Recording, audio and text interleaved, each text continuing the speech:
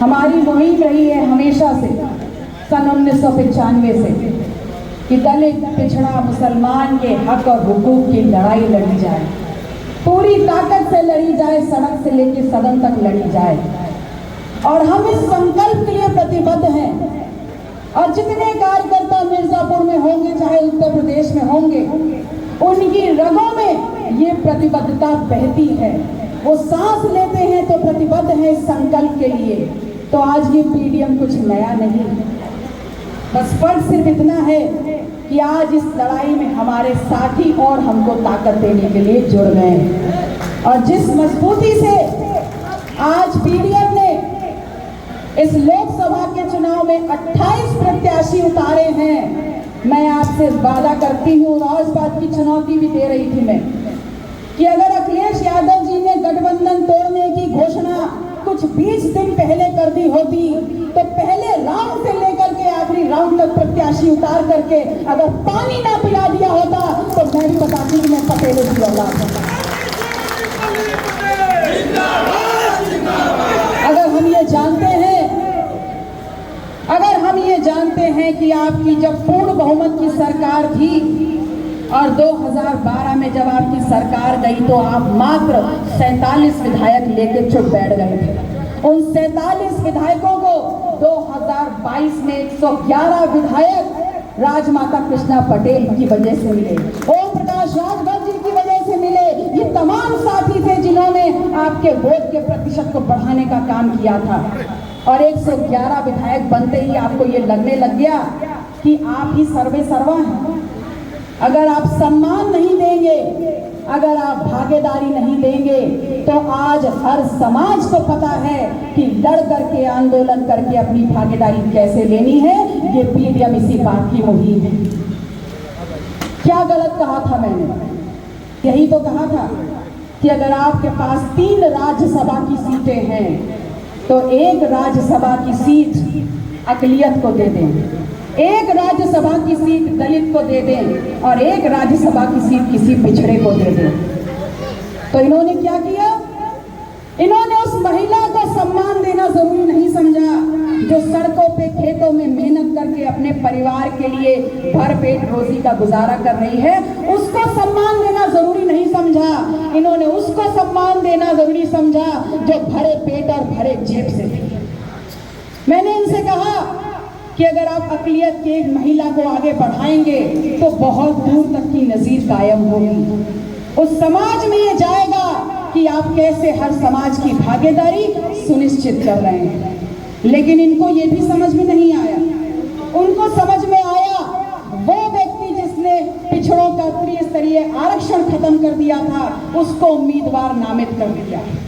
तो ये बताइए कि जो हमारा त्रिस्तरीय आरक्षण खा गया हो, क्या पिछड़े और दलित मिल करके उसको राज्यसभा के सदन में भेजने का काम कर सकते हैं? नहीं कर सकते। तो ये सोच है उनकी। जब उनसे पूछा कि आप क्या सोच रखते हैं, आप कैसे परिभाषित करते हैं पीडीए को, तो पिछड़ा, दलित और ए में ढेर भर कंफ्यूजन था। कभी अगड़ा था, कभी अल्पसंख्यक था, कभी ऑल था और कभी आधी आबादी था। ये ए जो था, कंफ्यूज्ड ए, ये पूरे समाज को कंफ्यूजन दे रहा था, पूरे समाज को भ्रमित कर रहा था। तो इस ए को ही हमने खत्म कर दिया। या पीडीएम, पिछड़ा, दलित, मुसलमान, पूर्ण शुद्धता के साथ, जिसमें कोई मिलावट नहीं। पिछड़ा है तो है, दलित है तो है, मुसलमान है तो है। और ये लोग वो हैं जो 2014 में, 2017 में, 2019 में, 2022 में भारतीय जनता पार्टी के खिलाफ पूरी ताकत से इनके साथ खड़े होकर के इनको जिताने में लगे हुए थे। लेकिन कमबख्त इनके बीच में बैठा हुआ वो मीर जाफर, वो आपके वोटों की सौदागरी करके आपको निस्तो नाबूद करने के लिए आपके बीच में आके बोलता है कि कभी आप अक़लियत हैं, कभी आप अल्पसंख्यक हैं, कभी आप महिला हैं, कभी आप आधी आबादी हैं और कभी आप अगड़ा हो जाते हैं। जब तक पूर्ण शुद्धता नहीं होगी विचारों की, जब तक पूर्ण शुद्धता नहीं होगी संकल्प की, तब तक आप किसी भी आंदोलन का नेतृत्व नहीं कर सकते। ये आपको क्या बताते हैं? 2014 में आपके बीच में आए भारतीय जनता पार्टी के लोग, तो आपसे कहा कि सब कुछ बदल देंगे और विकास लाके दिखाएंगे इस देश के हर कोने में। तो मैं आप लोगों से पूछती हूँ कि विकास की परिभाषा क्या है? क्या विकास की परिभाषा रोड लाइट हो सकता है?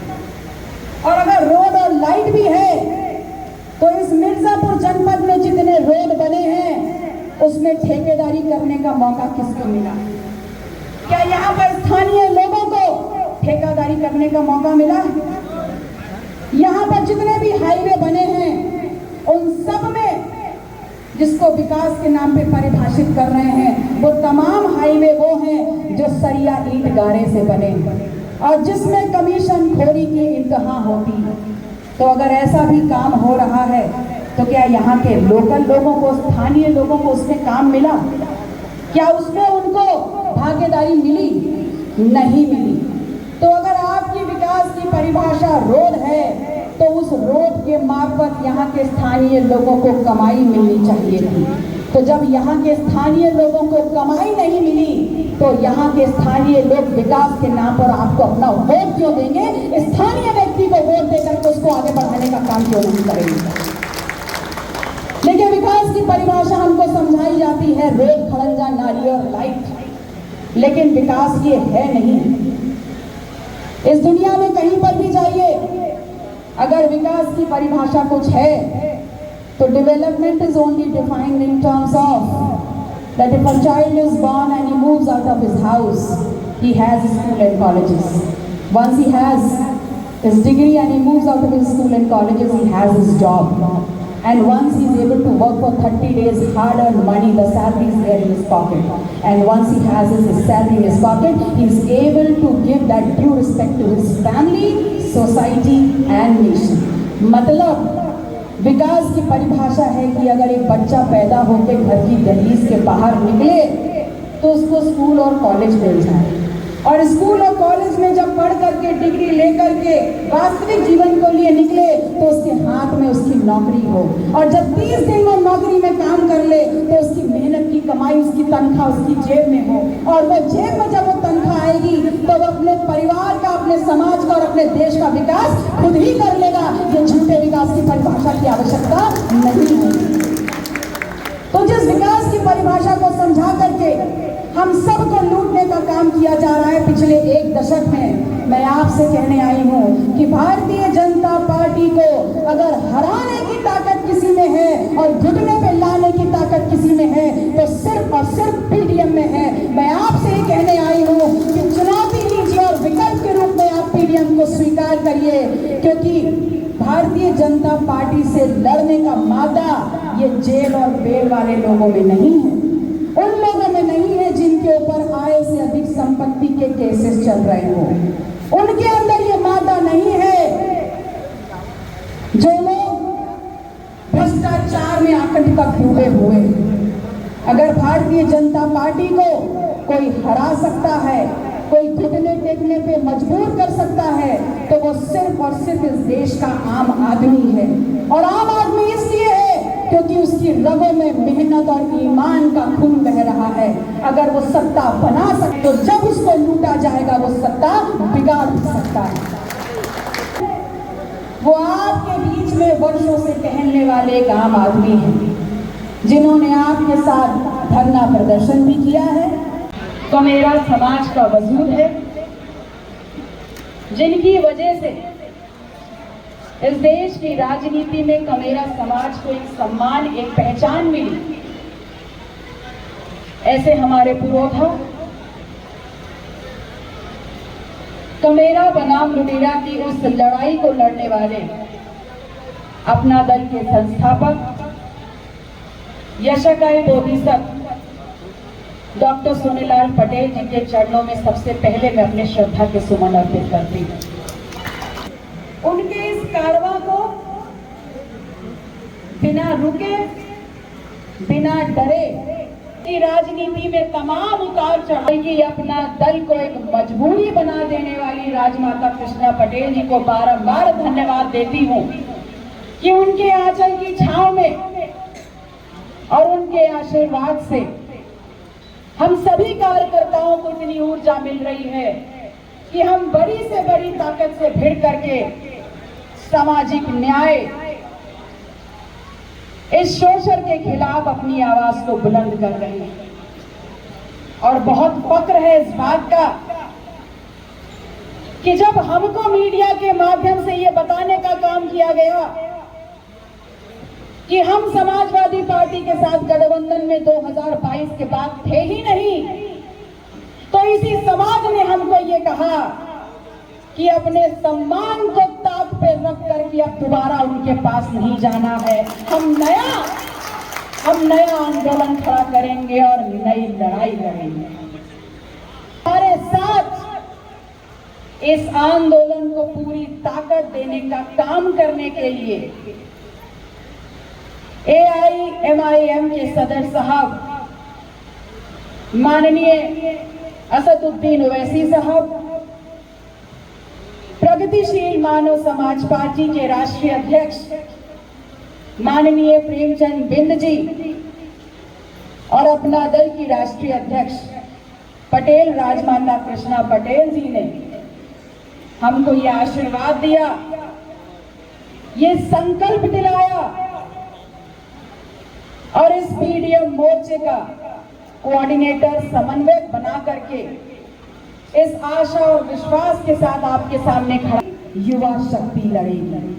और युवा शक्ति जब जब मैदान में उतरती है तो आप सबने सुना होगा कि जिस तरफ जवानी चलती है उस तरफ ये राजनीति मुड़ती चली जाती है। मैं सर्वप्रथम मिर्जापुर की इस पावन धरती पर इस PDM के अपने सभी सहयोगी AIM के जिला अध्यक्ष खालिद तिवारी जी का, प्रगतिशील मानव समाज पार्टी के जिला अध्यक्ष वीरेंद्र बिंद जी का, अपना दल के जिला अध्यक्ष श्याम बहादुर जी का और अपनी तीनों ही घटक पार्टियों के सभी कार्यकर्ताओं का, समर्थकों का, मानने वालों का, मिर्जापुर की जनता का, सुरक्षा में लगे सुरक्षा कर्मियों का और लोकतंत्र के सबसे मजबूत स्तंभ जो हमारी कही हुई बात को आप तक करते हैं अपने पत्रकार बंधुओं का, और उनसे भी पहले उस व्यक्ति का जिन्होंने इस महफिल को सजाने का काम किया है, ऐसे हमारे PDM के मिर्जापुर के प्रत्याशी आदरणीय दौलत सिंह पटेल जी का हार्दिक स्वागत, अभिनंदन और वंदन करते हैं।